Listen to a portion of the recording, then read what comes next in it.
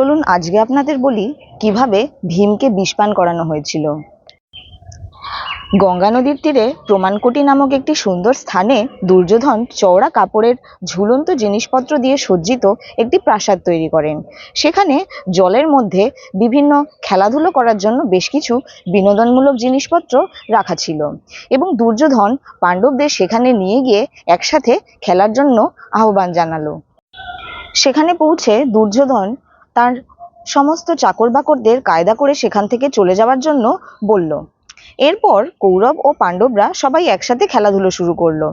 এমন সময় কূটবুদ্ধি সম্পন্ন দুর্যোধন খাবারের সাথে একটা খুব শক্তিশালী বিষ মিশিয়ে দিল এবং সব ভাইরা ভাইদেরকে ভালোবেসে খাওয়াতে লাগলো।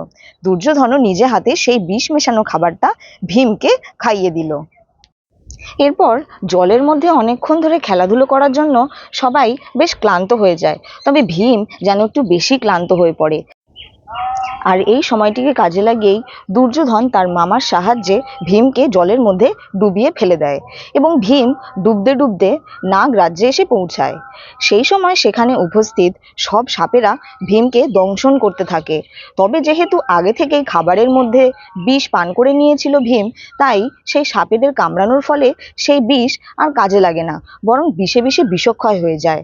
ভীম কি নিজেকে রক্ষা করতে পারবে, ফিরে আসতে পারবে তার মায়ের কাছে, তার ভাইদের কাছে? জানতে হলে অবশ্যই আমার সঙ্গে থাকতে হবে, কারণ আপনাদের সহযোগিতা আমার একান্ত কাম্য।